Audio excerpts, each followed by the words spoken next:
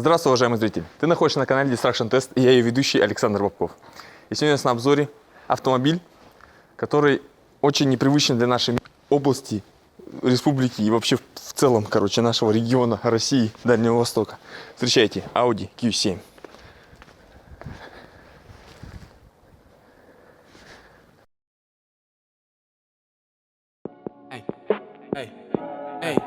Я крадусь, я крадусь, я крадусь, я крадусь, я крадусь, я крадусь, пока на блоке темно крадусь, пока на блоке темно крадусь, пока на блоке темно крадусь, я крадусь, как Сэм Фишер в полночь через знакомый двор. Мне не нужен Night Vision, чтобы увидеть, кто есть кто. На наш громкий разговор кто-то просит потише, меня тянет в переход, они меня там не услышат. Я в кромешной темноте, кто-то думал, меня нет. Как обычно здесь, я буду глазами на спине. Позывной ответ, цель видеонаблюдения. Кабинет, даст мне повадки гения. Кто-то светит фонарем, пока я распыляю храм. Хроника заброшенных домов. Не ходи на поле боя с ней покрытой головой. При лунном свете мы снимаем черно-белое кино. Но я люблю ночь, когда улицы пустые. Задумался о своем. И 150-сильный мотор так громко ревет мой моп за углом. Походу дальше я с ними. Я крадусь, как Сэм Фишер в полночь через знакомый двор. Мне не нужен Night Vision, чтобы увидеть, кто есть кто. На наш громкий разговор кто-то просит потише, меня тянет в переход, они меня там не услышат. Пока на блоке темно, пока на блоке темно, пока на блоке темно, пока на блоке темно. Итак, ребята, Audi Q7.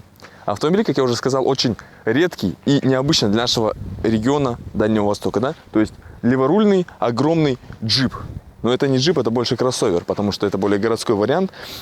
Размер его, естественно, впечатляет, потому что он нереально длинный, широкий, ну, очень смотрится таким очень большим. Но это кроссовер, не будем об этом забывать, потому что у него никаких внедорожных примочек нет, кроме постоянного полного привода и все. То есть 60/40 и пневмоподвеска, которая увеличивает нам клиренс, ну, или уменьшает при хорошей быстрой скорости, да. То есть создан на одной базе вместе с Touareg и Кайеном, но он, по сравнению с ними, он больше, как я уже сказал, хотя построен не на одной базе. Touareg, он больше внедорожный, с внедорожным уклоном, короче. Это же более городской, типа семейный автомобиль, большой, огромный. По моторам тут большие, очень много было моторов. Пойдемте, кстати, к нему. Почему я так пошел? Почему я пошел кругом? Теперь надо подумать, как открыть капот. Я так и знал, что я его не открою. Вот, наверное. Есть. Я понял. Очень завуалировано. Теперь здесь. Найти надо штучку. Есть. Оу, yes. Оу, yes. Уф. В общем, ребят, здесь V8 4.2, как вы можете уже наблюдать. Это написано, напоминает вам вот эта табличка, соответственно, на двигателе. Бензиновый, 4,2-литровый.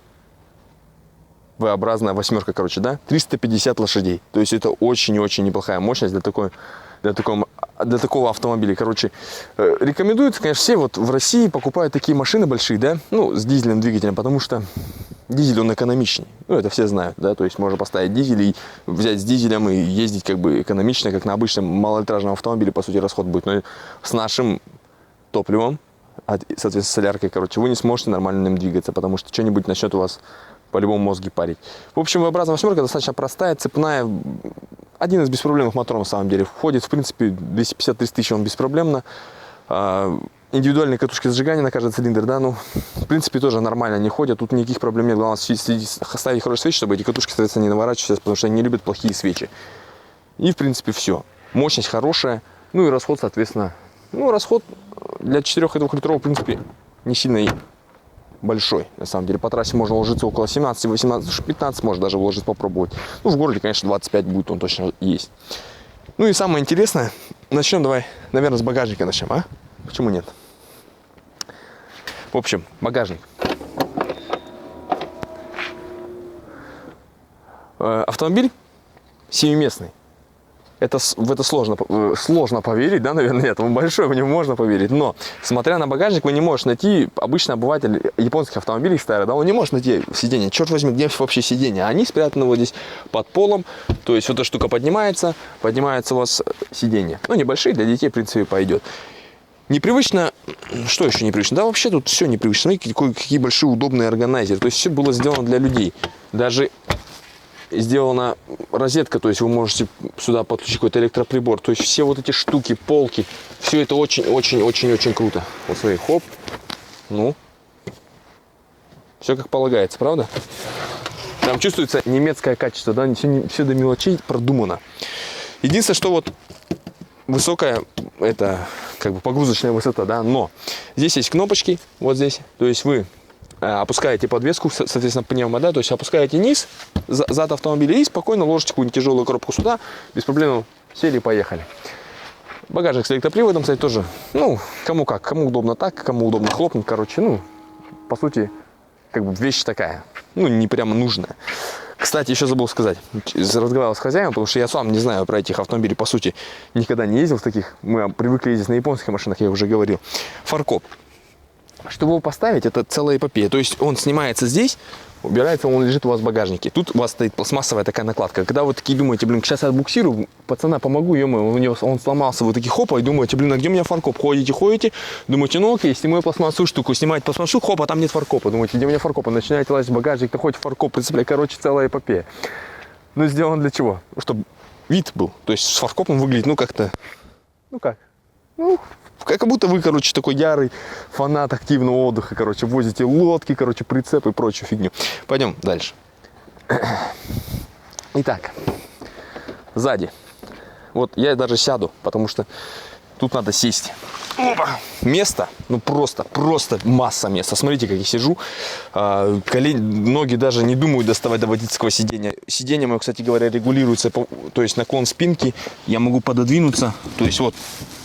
Ну, все очень-очень-очень удобно. То есть вы можете устроиться, по сути, человек любой комплекции. Да, втроем будет, хотя я даже сейчас залезу.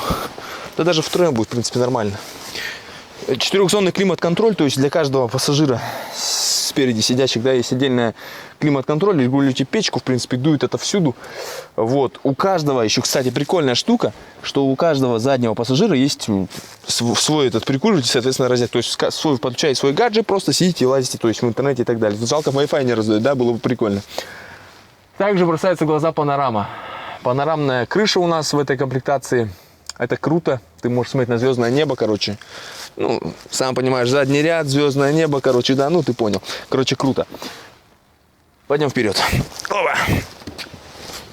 Ну, выходить, кстати, вот, мне кажется, не хватает подножки. Может быть.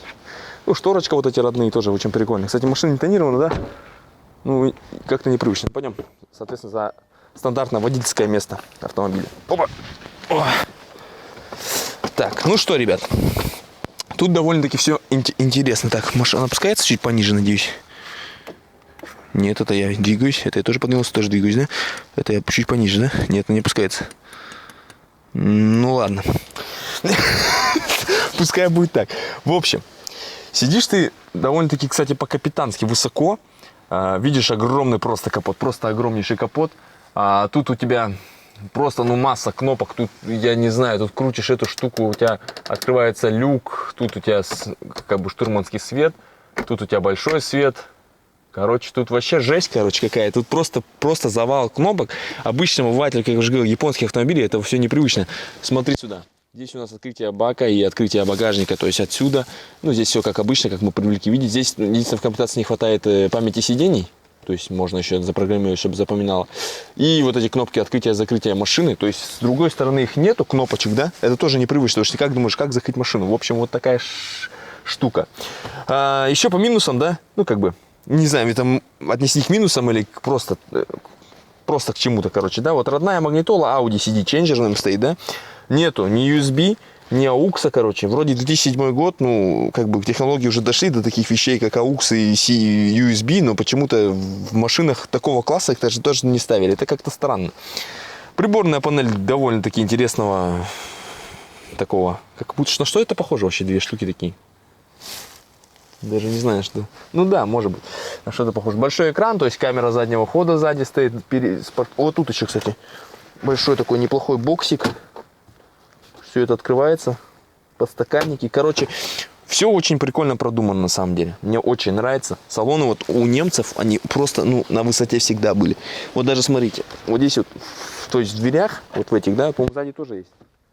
Вот очень частая проблема, сам постоянно сталкиваюсь с такой штукой. Вот смотрите, да, вот эти в дверях карманы, да, огромный карман, и вот здесь просто вот под бутылку, вот обычно всегда бутылки лежат у вас на сиденье, да, где-нибудь валяется постоянно, вы пьете, короче, бросаете куда-то на сиденье, это сам у вас бултыхает, тут просто сюда вставили и все, как бы, не паритесь, короче. Это очень круто, на самом деле, все очень-очень-очень продумано. По технической части я расскажу на ходу, так что, наверное, пора проехаться на ней, погнали.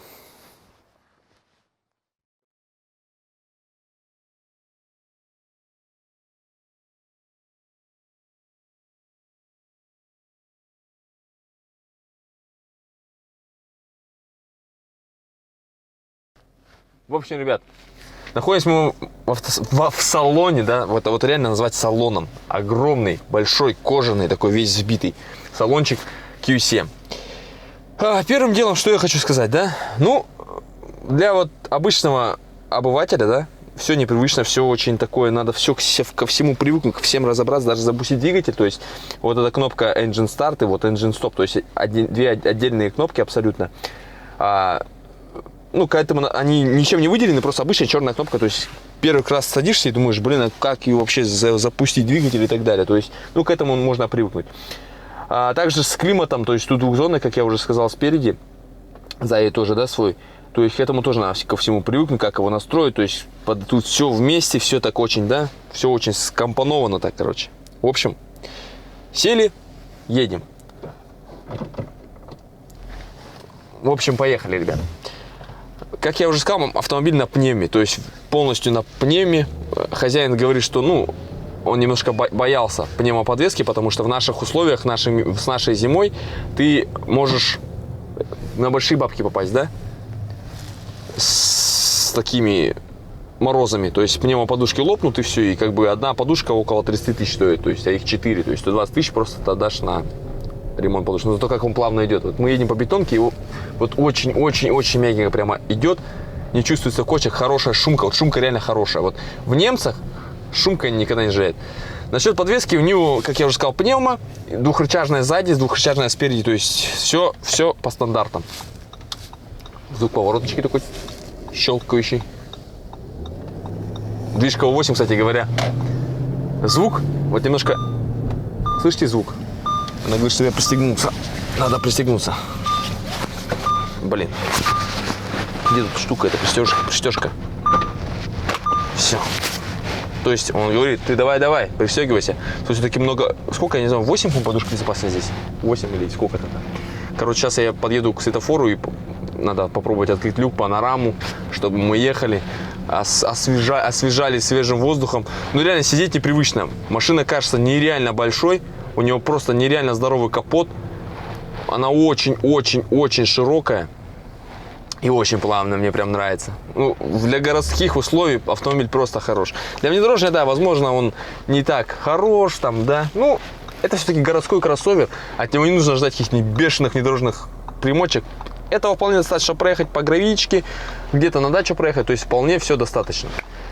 Но в салоне приятно находиться. Кстати, тут интересная штука насчет, вот на многих современных машинах нет штуки, то есть тут есть пепельница и еще один прикуриватель для прикуривателя, да, еще одна розетка. И она все спрятана, то есть для курильщиков есть свои зоны. Вот черт.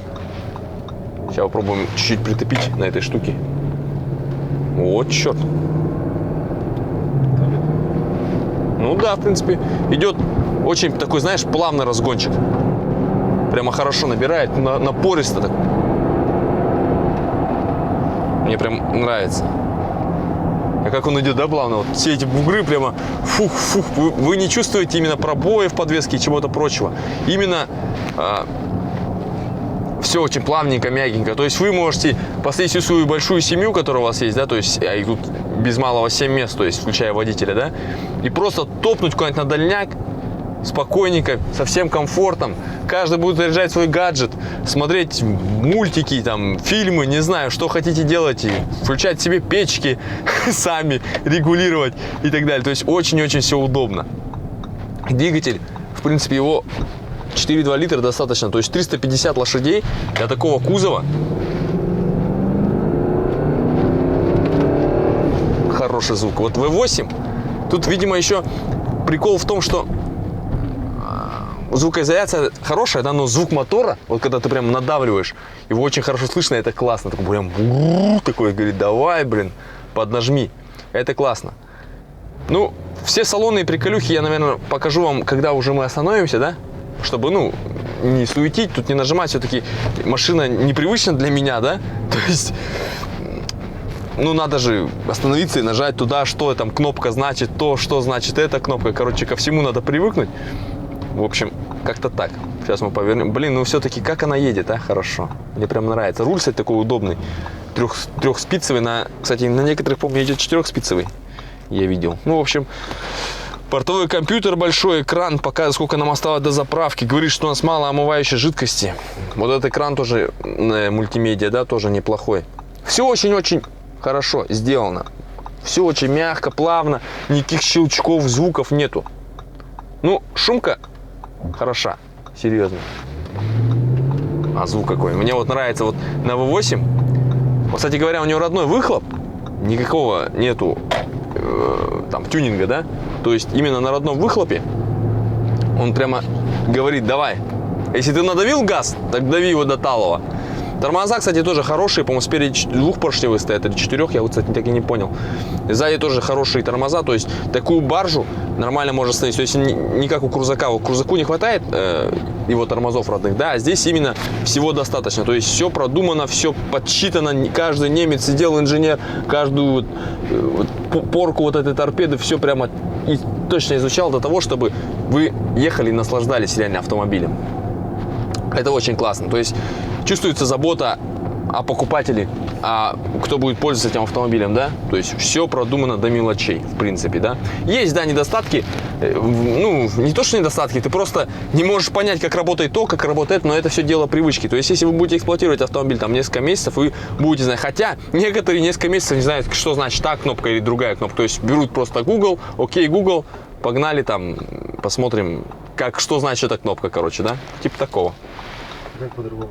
Ну да, по-другому никак, короче, да. Потому что, я говорю, все привыкли ездить у нас, по крайней мере, ездить на вот, блин, обычно вот Ариста, например. Садишься, все просто, климат-контроль, стеклоподъемники, все, тебе больше ничего не нужно знать.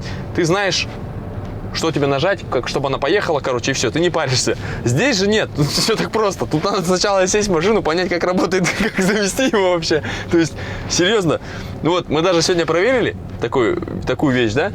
На мойку загнали просто машину, а мойщик решил, то есть потом ее перегнать, садится в машину и не может понять, как ее завести. Он просто вот эти ключи взял и думал, что с ними делать. Вот он думал, что ключ — это вообще блокировка коробки. То есть он сидел и не знал, как запустить двигатель. Он долго там мучился, потом в итоге позвал владельца. Владелец ему все рассказал. Как, куда и зачем. В общем, весело, ребят. Одно слово. Но машина... Вот чувствуется, знаете, ощущение. Вот ты повзрослел, да? Такой уже стал взрослый дядька. И ты такой понимаешь, что тебе нужно возить семью с комфортом. Хочешь передвигаться по городу с комфортом. Просто берешь этот автомобиль и реально получаешь то, что нужно. Вот действительно. Потому что, ну, все мягко, плавно. Едешь, блин, наслаждаешься прям реально. Каждым километром пройден за этим автомобилем. Вот устал с работы, сел в этот диванчик, да, вот свое креслице, сидишь и просто, ну, все классно. Ну, я отдыхаю, понимаешь? Типа такого. Ну, настолько все это чувствуется. Забота о клиентах, забота о водителе, чтобы он не напрягался за рулем, чтобы он реально расслабился, получал удовольствие в то же время от вождения. То есть вот едешь тихо, вот стоит надавить на газ и прям как будто у вас там открывается какая-то заслонка, бу, прям такой звук пошел. Это хорошо. Это тоже дает как бы ребячество немножко. То есть ты вроде взрослый такой парень, да, сел. Но когда хочешь притопить, машина тебе, да, давай. Чтобы все слышали, как ты топишь, понимаешь? Ну, это классно, на самом деле. Что не чувствуется скучным автомобиль. У него есть своя харизма и вот эта штука. Кстати, педаль газа очень такой маленький ход у нее, вот прям вот очень маленький, серьезно. Непривычно. Но тормоза очень хорошие, прямо я чувствую каждое вот нажатие, каждого усилия, прямо ты можешь четко дозировать, то есть все. И руль очень-очень легкий. То есть, по-моему, кстати говоря, меняется на скорости тяжесть руля. То есть он, походу, видимо, чуть отлучает. Там ВГРС, по-моему, называется эта штука. Я точно не могу сказать. А куда я денем там? КГФ там? Ну, сейчас мы поедем по берегу. Я хочу проехаться по берегу просто немножко. Прости-ка меня, пусти. Кстати говоря, насчет уважения, многие считают, что, короче, покупая большой автомобиль, тебя должны уважать на дороге, короче, да? Но это не так. Все так думают. Думают, я на крузаке буду. Вот это я понимаю. Вот так надо ездить, просто садишься, открыл люк и наслаждаешься. Вот сразу люк, кстати, откроешь, сразу слышно все шумы вот эти, да, всех других машин. Но ты просто проветриваешь свой салончик, наслаждаешься, так сказать, свежим воздухом, дышишь им. Но сидеть, правда, вот, кстати, непривычно сижу. Почему-то в других машинах, вот даже в крузере сидишь как-то не так. Здесь как-то все равно посадка какая-то своеобразная. Я думал, он сказал как-то Ф. Не послышалось, может? О. Просто угнали тачку у пацана. Шучу. Не, на самом деле. Не, вот садишься, да, в такие машины, и ты не можешь ничего сказать, потому что ты просто получаешь удовольствие. Или даже не удовольствие, да, вот ты привык ездить на обычных машинах. Садишься в люксовую машину, и ты думаешь, ты хочешь ее. Ты не хочешь ничего говорить, ты просто ее хочешь. Хочешь ее управлять и водить, и думать, заезжать в гараж и каждый раз проверять какую-то новую кнопку. А что эта кнопка значит? Я сегодня приеду в гараж и проверю. Типа такого. Серьезно. У меня такое ощущение. Потому что столько всего можно тут натыкать. И даже сам не поймешь, что ты нажал вообще. Вот, кстати говоря, еще интересная вещь. Вот в японцах, кто ездил, а многие из вас ездили, вот эти переключатели подрулевые, да, они прям переполнены всякой информацией, то есть свет, и габариты и все прочее. Тут, кстати говоря, не так много всяких вещей, здесь вообще просто поворотки и дальний свет. Здесь, я так понимаю, ну тут, кстати, вот тут сложно, наверное, будет. Подрулили лепестки, да, свет, соответственно, с левой стороны от водителя, и все. А как остальное включать, вообще понятия не имею. Но, думаю, если ты поездишь пару месяцев, ты разберешься. Вот это что такое интересно, кстати говоря. Я так и не понял. Надо, кстати, на бас спросить. Это, наверное, управление... Да, это управление мультимедией.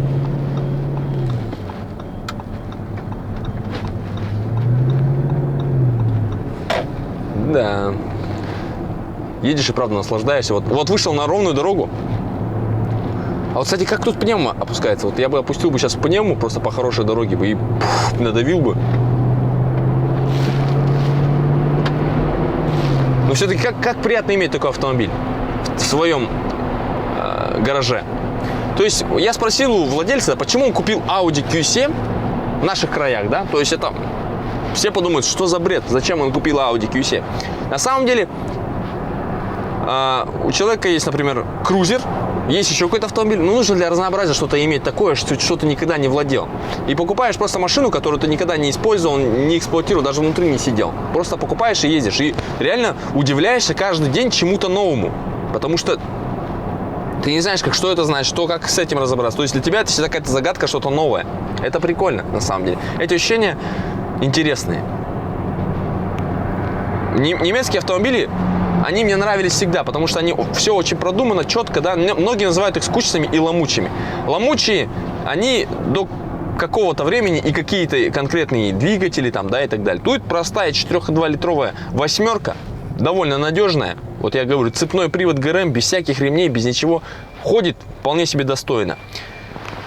То есть зимой, даже в наших условиях, человек, я у него спросил, он кинул просто наверх автоодеяло, чтобы двигатель меньше остывал, да? И все, больше ничего. Четырехзонный климат выручал конкретно, включаешь просто подогревы, задние, кстати, сиденья тоже с подогревами. То есть прямо для нашей зимы как будто машина осознанна. То есть никаких вторых лобовых стекол и прочие штуки ты не ставил. То есть все довольно-таки продумано.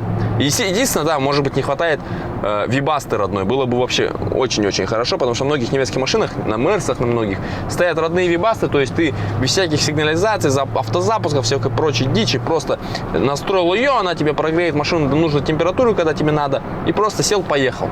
Некоторые еще и салон сразу тебе подогревают, то есть ты не паришься. Кстати, еще говоря, когда я открыл капот, вы могли заметить, что там вы не увидите аккумулятора. Это вообще отдельная история. Аккумулятор здесь стоит под водительским сиденьем. То есть, чтобы его достать, вам нужно его снять. То есть, не то, что снять пластмассовую защитку, откинуть сиденье, достать аккумулятор. То есть, подкуриваться и менять аккумулятор довольно-таки интересное такое задание. То есть, ну, может, владельцы микроавтобусов поймут меня, у них там тоже он в салоне, где там спрятан с какого-то боку определен, короче, там тоже целая эпопея. Но здесь под сиденье, под диски, это очень интересное решение на самом деле. Я знаю, ставят в багажник там для развесовки и прочее, но здесь нет такого. То есть тут просто реально взяли и засунули его под сиденье водителя. Ну, для чего это сделано, я не знаю. Ну, просто решили так сделать. Почему бы нет? Почему нет? Логично же? Логично. Да, я тоже так подумал. Почему нет? Сделаем так.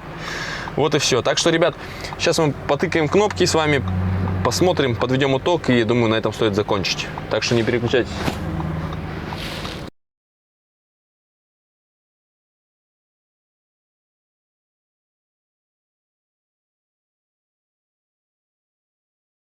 Итак, ребят, что скажем в итоге?